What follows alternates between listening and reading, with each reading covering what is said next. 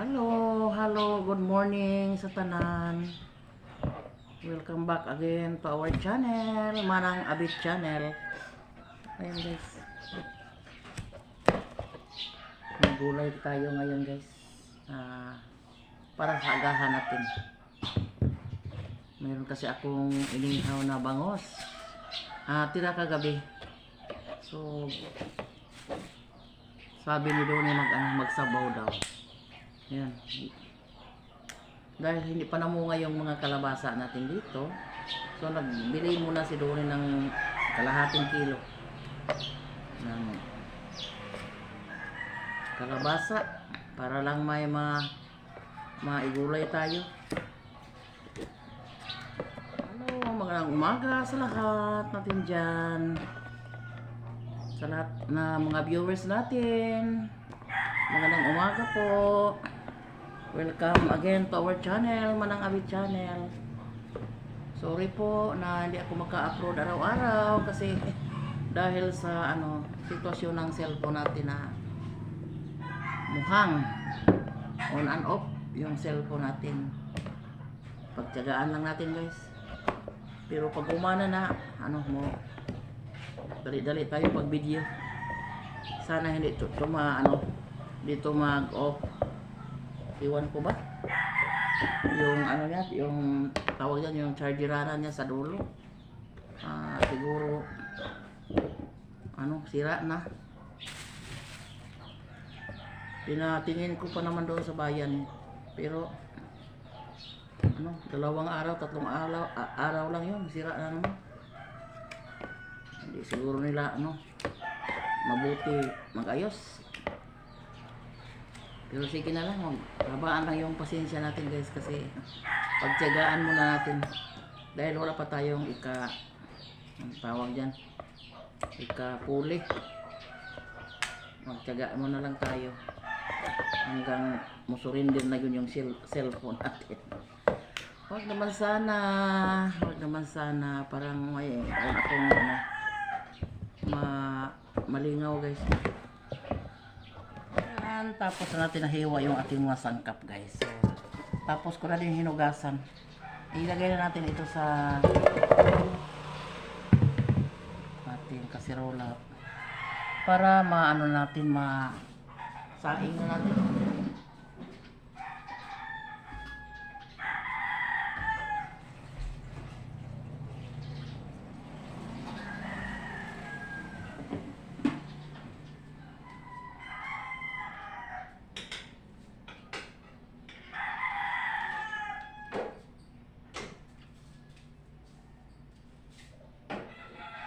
Pakisabaw si Donnie palagi guys dahil sa trabaho niyang palakasay yung paglinis ng tambo. Buti na lang sa awa ng Diyos, medyo buti-buti na yung paa niya. Na siya, makatayo na ng medyo matagal-tagal. Yung nakaraang araw ay hindi makatayo. Hubag. Buti na lang ngayon. Medyo okay na, na ng tambo, nakalinis na.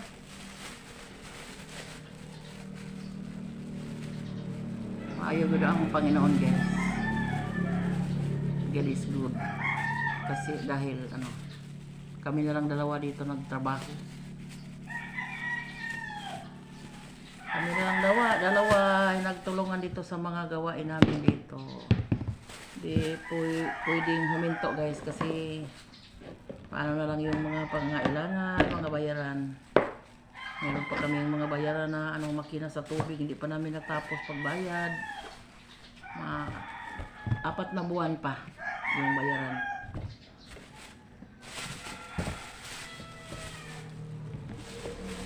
Yun yung pinagkuha namin sa mga bayaran namin.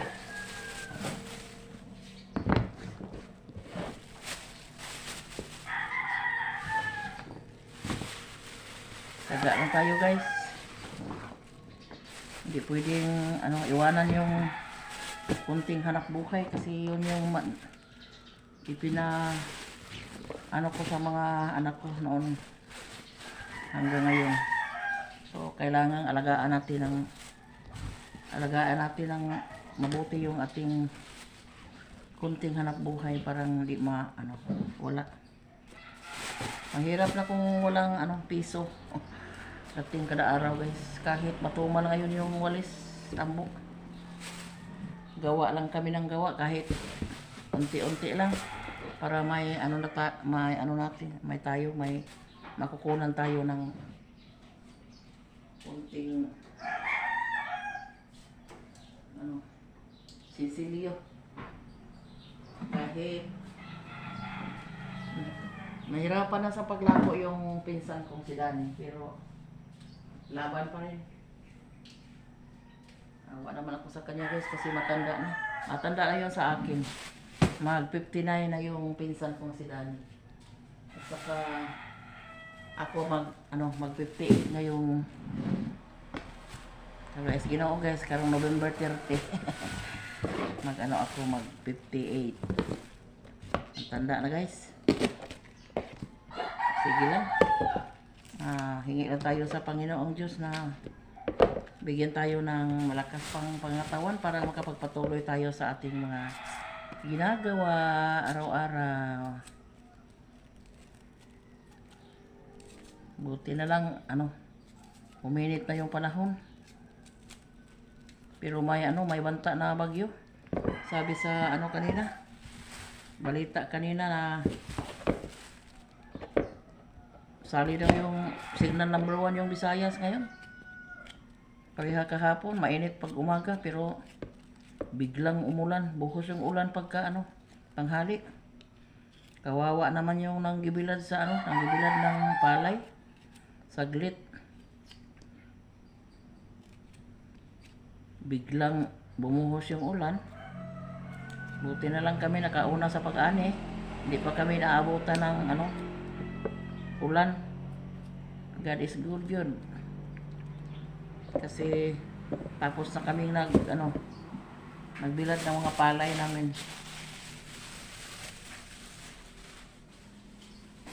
Yan. At nandito din yung ating gata. Nabili din si Johnny ng gata. Niyog doon sa bayan. Kasi sabi niya medyo matagal-tagal na daw hindi nakakain ng ginataan. So sabi ko kapag maggata tayo, so gulay na lang yung natin. Gulay na lang tayo. Hindi din nagpunta yung mga apo ko dito guys, si Myra at saka si Marco. Hindi nakapunta yung ngayong linggo kasi nagbila din yung binilay ko si Lisel kasi nagpaani din sila noong isang araw. So nagbilad siya ng palay. So, hindi nakatulong sa akin sa paggawa ng walis ngayon. Ay po sa ating mga viewers dyan, kumusta na po kayo? Sana nasa mabuting kalagayan tayo ngayon. Kahit may banta ng mga pagsubok ngayon sa Pilipinas, yung palaging lumilindol, palaging umuulan. So pray lang tayo palagi kay God na sana doon na lang sa himpapawid yung mga bagyo, mga hangin. Parang hindi tayo mahirapan, hindi tayo tawag dyan, matamaan sa mga puno ng mga kahoy pag lumalakas yung hangin. Yan, ilagay na natin yung ating inihaw na bangus. Gagmay guys, pero isubak natin, sahog natin sa ating gulay na ginataang gulay.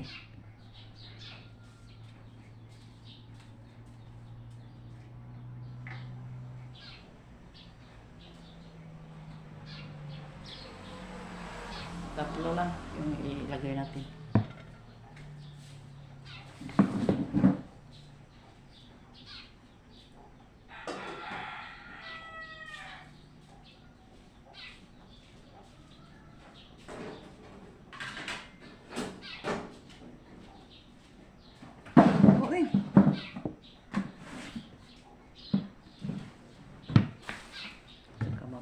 tayo ng malunggay. Meron tayong malunggay dito sa paligid, guys. Siyempre, di mawawala yung malunggay. Ito lang yung madali-dali natin na paggulay. Mga dahon-dahon.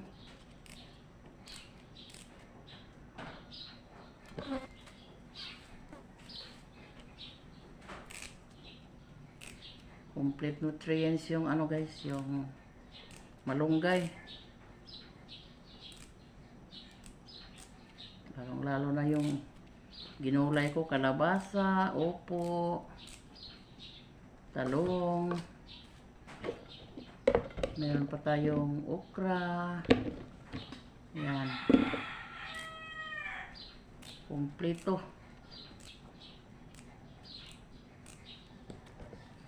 Kailangan ng mga may edad na tayo guys, mag ano, gulay-gulay na lang.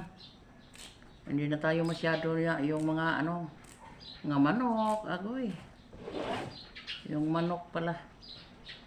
Hindi kami masyadong kumakain, minsan lang kami kumakain ng ano manok na ano nandun sa bayan, merkado. Pag gusto ming kumain ng manok ay magkatay si Donnie ng ano, Bisayang manok.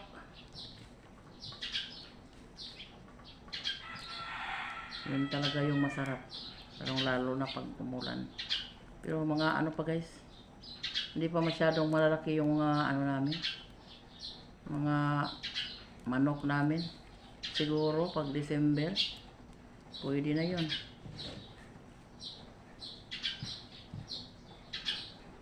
Yun na lang yung ano ko ihanda. Yun na lang yung ihanda ko sa birthday ko guys, manok.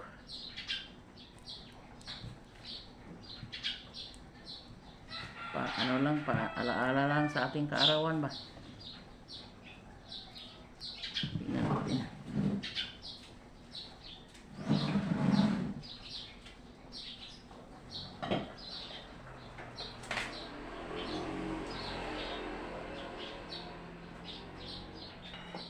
Ayan, labot na yung gulay. Ayan, kumukulo na yung ating sabaw. Lagay natin yung gata. Wow.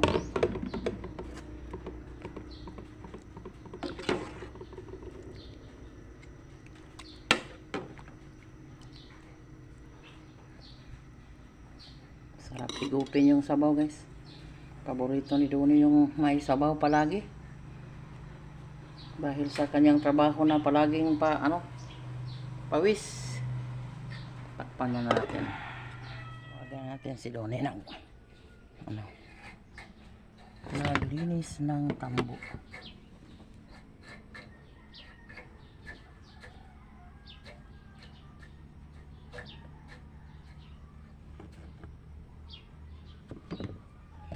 Don, maghukad na ko.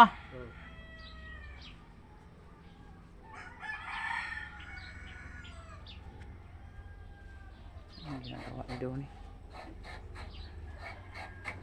Palaging naglilinis ng tambo. Yan, ito na yung ating gulay. Mainit na sabaw. Tapos ko na tinawag si Donnie. Kain tayo. Kain tayo. Ay, ang tagal ni Donnie guys.